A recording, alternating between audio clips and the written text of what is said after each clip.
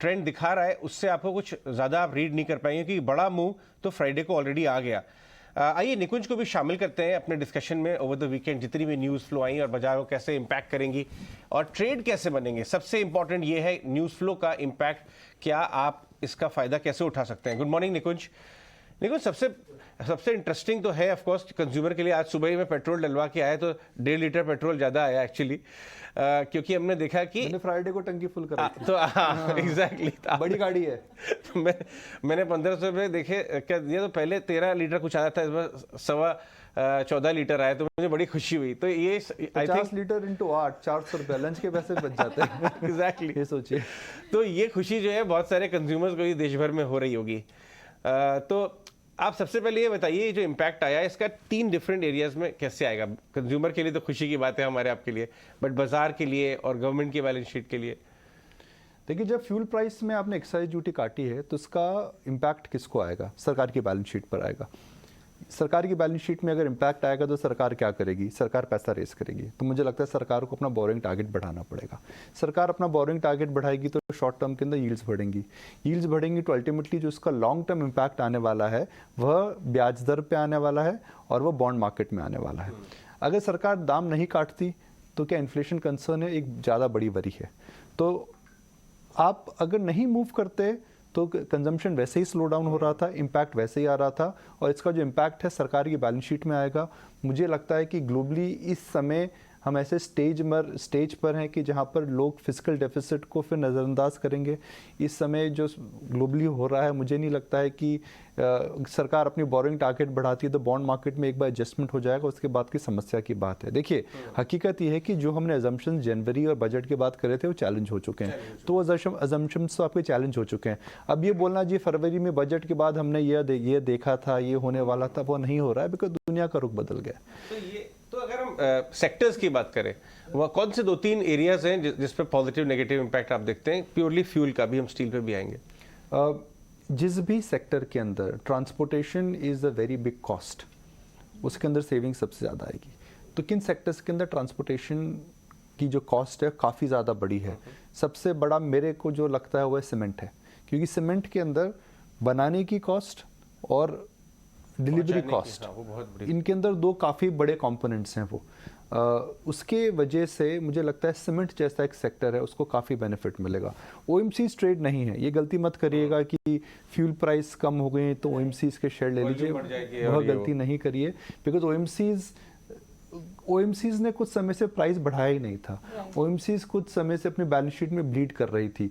तो ये जो इम्पैक्ट है इससे ओएमसीज को बेनिफिट नहीं मिलना है। ऐसा नहीं होने वाला है कि अजय जी टंकी को फुल करा लेंगे और अपने कनस्तर भी फुल करा लेंगे, ऐसा नहीं होने वाला है। कंजम्पशन के अंदर आपको सेविंग मिलेगी, और वो जो सेविंग है वो शायद आपको स्पेंडिंग पावर आपकी इंक्रीज करती है। तो कंज्यूमर स्टॉक्स आउट परफॉर्म करेंगे। जिन सेक्टर्स के अंदर ट्रांसपोर्टेशन कॉस्ट ज़्यादा है उनको बेनिफिट मिलेगा। साइकोलॉजिकली ये सब ऑटोज उनको बेनिफिट मिलेगा, स्पेशली सीवी, अशोक लेलैंड हो गया, आपके टाटा मोटर कुछ हद तक हो गई, तो उनको साइकोलॉजिकल इम्पैक्ट पड़ेगा। ऑलराइट, तो इसमें एक और न्यूज़ आपसे डिस्कस करना चाहते थे निकुंज, क्योंकि यहाँ पर स्टील प्राइसेस पर भी, स्टील, आयरन ओर, वहाँ पर भी एक्सपोर्ट ड्यूटी बढ़ा दी है, लेकिन एट द सेम टाइम कई जगहों पर उन्होंने ट्रिम भी किया है import duty on cooking coal, ताकि प्लास्टिक और दूसरे इंग्रेडिएंट्स जो यूज़ होते हैं स्टील प्रोडक्शन के लिए वहाँ पर कुछ हेल्प हो पाए। तो यहाँ स्टील स्पेस, मेटल स्पेस, इसको इस ट्रिगर के साथ क्या ट्रेड किया जा सकता है? ये बहुत बड़ी खबर है। मैं JSPL के आंकड़े देख रहा था। JSPL का टोटल एक्सपोर्ट जो है, revenue from export is about 30%। Tata steel के लिए करीब 15% है।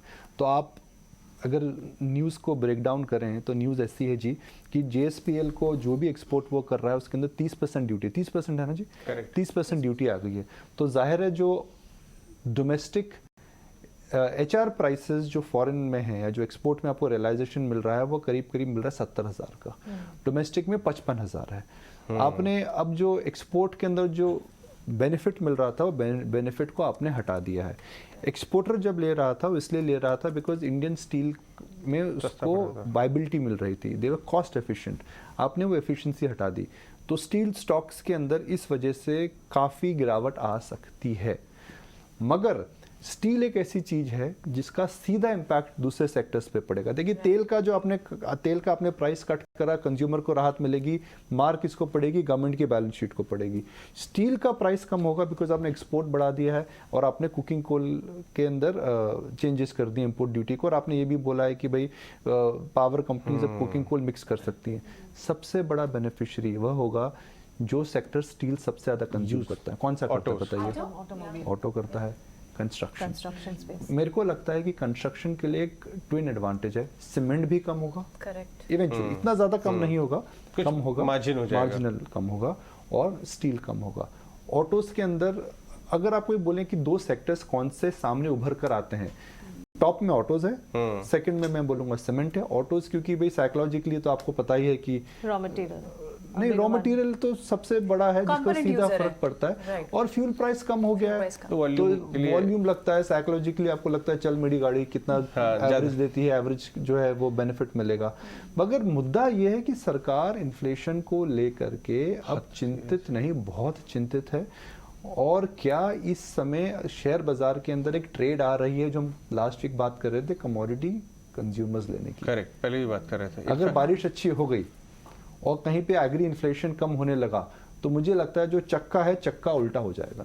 इनफैक्ट हमने देखा भी चैनल पे, हम 3-4 हफ्ते से बात कर रहे हैं कि रिपीटेडली फंड मैनेजर्स आके बता रहे हैं कि हम ऑटो में अपना वेट बढ़ा रहे हैं। ऑटो पे तो बहुत बुलिश बेट्स आ रही हैं। जी हाँ, तो ये आप जो कह रहे हैं वो शायद कहीं ना कहीं बाजार में पैन आउट भी होता हुआ नजर आ रहा है। और इनफैक्ट पिछले हफ्ते भी स्टील स्पेस पर भी फोकस था, लेकिन ये जो खबर है इससे एक और चीज़ है जो हम आपसे समझना चाहेंगे निकुंज, पर्टिकुलरली अगर स्टील प्रोडक्ट्स के एक्सपोर्ट प्राइसेस जो हैं वो अगर बढ़ाए गए हैं, 15% एक्सपोर्ट ड्यूटी अगर बढ़ा दी गई है, स्टील कंपनियां जो हैं जो एक्सपोर्ट कर रही थी अब वो डोमेस्टिक मार्केट्स में सप्लाई करना शुरू करेगी। एक साथ सप्लाई बढ़ने से प्राइस करेक्शन वही तो ultimate impact. So that is the next for steel specifically. देखिए क्या होता है, आप बाजार के अंदर कभी भी चीज कोई भी आप ट्रांजैक्शन करते हैं तो एक मैं बड़ा बुनियादी बोलता हूँ, it is a function of demand and supply. जहाँ डिमांड बढ़ जाती है तो प्राइसिंग पावर सेलर के पास होता है, जहाँ सप्लाई बढ़ जाती है प्राइसिंग पावर कंज्यूमर के पास होता है। आप एक्सपोर्ट नहीं कर पाएंगे तो ऐसा तो नहीं आप स्टील कम बंद करेंगे, आप डोमेस्टिक मार्केट में बेचेंगे। डोमेस्टिक मार्केट के अंदर सप्लाई अगर बढ़ जाती है तो उसका जाहिर इम्पैक्ट सीधा आता है प्राइसेस पे। और हालांकि आप ये बोल सकते हैं कि जो स्टील प्राइसेस हैं वह ग्लोबल डिनोमिनेटेड प्राइसेस हैं, वह इतनी ज्यादा नहीं गिरेंगी, मगर सप्लाई बढ़ जाएगी। देखना यह है अजय कि इंडियन स्टील जब एक्सपोर्ट मार्केट से निकलता है और इस समय चाइना एक्सपोर्ट नहीं कर रहा है और रशिया एक्सपोर्ट नहीं कर रहा है, तो क्या ग्लोबली स्टील प्राइस बढ़ गए? और ग्लोबली अगर स्टील प्राइस बढ़ गए तो यहाँ पर भी बढ़ेंगे, तो यहाँ पे क्वेश्चन हो जाएगा फॉल जो आप जो बता रहे थे। हाँ, तो ये जो अटेम्प्ट है सारा का सारा फेल हो जाएगा स्टील प्राइसेस नीचे लाने का। अभी देखना पड़ेगा because Russia is out of. देखिए आप एक अबनॉर्मल टाइम से निकल रहे हैं जहां पर जो नॉर्मल सप्लाई थी वह आपकी हट चुकी है। मगर जो हम बात कर रहे थे, कई जगह पे हमें खबरें मिल रही हैं कि लॉजिस्टिक्स मूवमेंट है स्टार्टेड। तो कोई आसान आप जवाब नहीं दे सकते, मगर क्योंकि हम आज की बात करें autos followed by cement and some CV manufacturers. Nikunj, ये तो हुई बात सेक्टर स्पेसिफिक, खबरें कई सारे हैं, लेकिन साथ ही बाजार में शुक्रवार का एक्शन हमने देखा। आज के लिए सेंटिमेंट्स पॉजिटिव हैं, क्या लगता है शुरुआत कैसी होगी? हम फ्राइडे को भी बात कर रहे थे कि दैट शायद थोड़ा रिस्क लेना चाहिए था। तो इस बाजार में शॉर्ट मत करिए, एकदम भी शॉर्ट करने की गलती मत करिए। और इस समय निफ्टी से ज्यादा सेक्टोरल चर्न आज आपको देखने को मिलेगा। तो I think Nifty will not perhaps capture the true spirit of the market today, because क्योंकि न्यूज इतनी बड़ी है उसका सीधा इंपैक्ट आज इंडिविजुअल सेक्टर्स और कंपनीज में आएगा। So the trade for the day is not make your trading opinion based on Nifty. The trade for the day is that look at stocks. अगर ऑटोज के अंदर स्पेशली सपोज टाटा मोटर थोड़ा flat खुलता है, मुझे लगता है उसमें तेजी आ सकती है। अशोक लेलैंड अगर फ्लैट खुलता है उसके अंदर तेजी आ सकती है। मैं कुछ कंपनियों के नतीजे देख रहा था जो वीकेंड पर आई थी। देखिए कमोडिटी की कितनी मार पड़ी है। प्रताप स्नैक्स को मैं देख रहा था, श्री सीमेंट को मैं देख रहा था। कमोडिटी की कितनी मार पड़ रही है, क्या वहां पर कम बैक आएगा? पर आज जो ट्रेड है वो स्टॉक स्पेसिफिक है, सेक्टर स्पेसिफिक है, एटलीस्ट फॉर 1 और 2 आवर्स। और उम्मीद करते हैं निफ्टी ने 3 बार 4 बार 15,800 से सपोर्ट लिया है, अब थोड़े दिन वो सपोर्ट टिका रहे। ऑलराइट, ऊपर की रेंज फिलहाल दिखती है। और बाजार में एक और इंडिकेशन में वेरी क्विकली निकुंज, क्योंकि एफआईज जो है कहीं ना कहीं स्टॉक फ्यूचर्स को प्लस कर रहे हैं, तो ये भी एक इंडिकेशन आप पॉजिटिव मान रहे हैं कि शायद अभी फिलहाल हो सकता है ट्रेड्स हम बहुत टेम्पररी लें बाउंस के, लेकिन स्टॉक फ्यूचर्स को प्लस करना, स्टॉक ऑप्शंस को डेटा पॉइंट्स अभी डिम्पी और अजय भी शेयर कर रहे थे, तो is this also a good indication in little? देखिए, अच्छा इंडिकेशन है। आप मेरे से फ्रैंकली पूछे तो I was hoping that SGX थोड़ा और ऊपर जाएगा, मतलब इतना एसजीएक्स में करंट नहीं आया है। शॉर्ट सेलर अभी डरा नहीं है। ओके, और दूसरा, इस समय लॉन्ग ट्रेडर बहुत उत्साहित नहीं है। तो एक मार्केट में हम इंटरम फेज से जा रहे हैं जहां पर आपको शैलो ही ट्रेड करना पड़ेगा। आज हम जो डिस्कस कर रहे हैं कल हम उल्टी बातें भी कर सकते हैं। Go with the flow. आप होता है जिस समय का आता है। अब नैस्डैक का या डाउ का अगर इंट्राडे ग्राफ देखिए, और मैं अपने व्यूअर्स को रिकमेंड करूंगा जाकर के फ्राइडे का इंट्राडे ग्राफ देखिए। जब मैं 11:30 बजे फ्राइडे को सोने गया था तो नैस्डैक नीचे था, जब सुबह उठा तो ऊपर था। कमाल की वॉलेटिलिटी है। तो वहां पे जो हो रहा है यहाँ पे भी हो सकता है। मगर आज की ट्रेड है, शॉर्ट ना करें, ऑटोज पे ध्यान रखें। अगर अशोक लेलैंड, टाटा मोटर्स ये शेयर अगर प्री ओपन में फ्लैट मिलते हैं तो मुझे लगता है ट्रेड है वहाँ पे। सीमेंट की कोई बात नहीं कर रहा है, मगर सीमेंट को अजय बहुत बेनिफिट मिलता है। आप अगर सोडा एश की कंपनी, आपको ट्रांसपोर्टेशन में बहुत बेनिफिट मिलता है। जिस भी सेक्टर के अंदर transportation is a very important component, उस सेक्टर को फ्यूल प्राइस कट का सीधा बेनिफिट मिलेगा। सरकार जो 1 लाख करोड़ रुपया बचा रही है वो दे रही है आगे। बिल्कुल बिल्कुल। जो 1 लाख करोड़ की जो आपकी किटी आ रही है वो किसके पास सबसे ज्यादा जाएगी, आपको वही कंज्यूमर्स को। इनफैक्ट आज खबर ये भी आई है, ईटी ने, देखो जो आपने शायद नजर डाली हो कि जो आपने बताया ना कि गवर्नमेंट जो है रेज कैसे करेगी एक्स्ट्रा का, ये 91,000 करोड़ तो दे दिया कंज्यूमर्स को, तो उसमें एक तो बोरोइंग वाली बात आई है। एक ईटी ने आज एक इंटरेस्टिंग न्यूज कैरी की, उसके ग्राफिक्स भी हम लगाएंगे कि हिंदुस्तान जिंक में 29% और 8% आईटीसी में, जिस हिसाब से जोड़ तोड़ करके एलआईसी का आईपीओ एक बार सेल तो करवा दिया सेफली गवर्नमेंट ने, तो शायद 37,000 करोड़ जो गवर्नमेंट का हिस्सा है हिंदुस्तान जिंक में और 27,000 करोड़ आईटीसी में 8%, उसको भी अब नेक्स्ट शायद दीपम लेगा, ऐसा ईटी की हेडलाइन है आज। अजय 60-70 मतलब देखिए, आईटीसी में बेचना इतना इजी नहीं है। हिंदुस्तान जिंक की हम बात कब से सुन रहे हैं। मैं डिसइन्वेस्टमेंट के फिगर्स को लेकर के बहुत उत्साहित नहीं हूँ। बीपीसीएल तो खटाई में चला चुका है। आईडीबीआई बैंक के अंदर हमें कुछ अपडेट नहीं मिल रही है। हालांकि इस साल का डिसइन्वेस्टमेंट का टारगेट काफी छोटा है, अनलाइक लास्ट ईयर की 1.5-2 करोड़ की बातें नहीं हो रही है।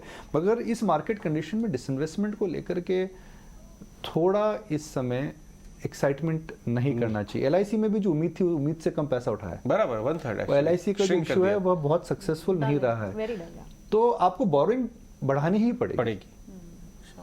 तो आज बॉन्ड डील पे भी नजर रहेगी। Alright, absolutely. बहुत बहुत शुक्रिया निकुंज चलिए, सारी ठीक है, बातें मिलते हैं करने के लिए। अब आपकी सारी एनालिसिस को हम ट्रेडिंग पिक्स